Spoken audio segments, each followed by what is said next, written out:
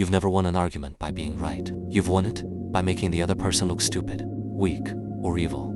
And somewhere inside you, you already know that. This is the ad hominem effect. It's not just a logical fallacy you learned about in a debate class. It's a psychological defense mechanism. A weapon your mind reaches for the moment truth becomes unbearable. Let's start with the obvious.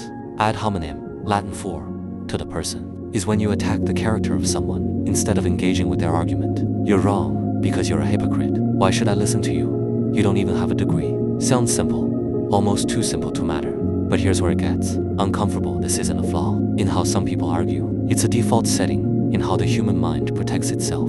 Philosopher Douglas Walton at the University of Windsor spent decades studying argumentation structures, and he made a distinction. Most people miss, not all, ad hominem attacks are irrational. Some are strategically rational. When you can't defeat an idea, you defeat the person who holds it. It's not a mistake.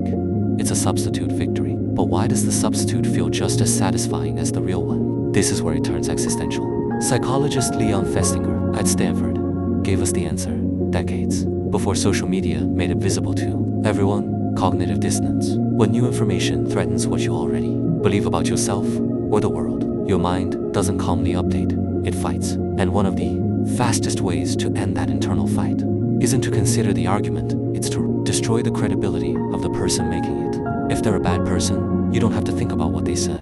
The discomfort disappears without you ever having to change. There's a colder layer underneath this. Social psychologist Henry Tajfel at the University of Bristol showed through his work on social identity theory that we don't just hold beliefs, we asterisk our beliefs. Attack an idea I hold, and some part of my brain treats it exactly like an attack on me, not metaphorically, neurologically.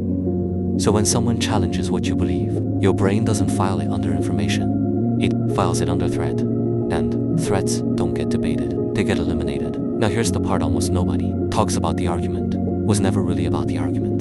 Back in 1951 at Yale University, researchers Carl Hovland and Walter Weiss ran a no-classic study on persuasion, and they found something quietly devastating. People don't just judge a message, they judge the source. The same exact information, credited to a credible source versus an untrustworthy one, changed how much people believed it. Truth in the human mind is inseparable from the messenger, which means the ad hominem attack isn't a distraction from rationale. Thinking it is show.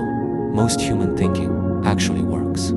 Sit with that for a second. You don't evaluate ideas in isolation. You evaluate who said it, and then decide how much truth you're willing to let in. And this is the devil in it, because if that's true, then every time you dismiss someone by attacking who they are instead of what they said, you're not being lazy, you're being human. You're doing exactly what evolution built your brain to do, protect the self, not seek the truth. Which raises the darker question. If your mind is built to defend your identity before it defends the truth, how many times have you been wrong and never known it because the person telling you was easy to dismiss? Maybe the scariest part isn't that other people do this to you, it's that you've done it today without noticing. Next time we go one level deeper, not why we attack the person, but why some people can never be convinced of anything at all, no matter what proof you show them.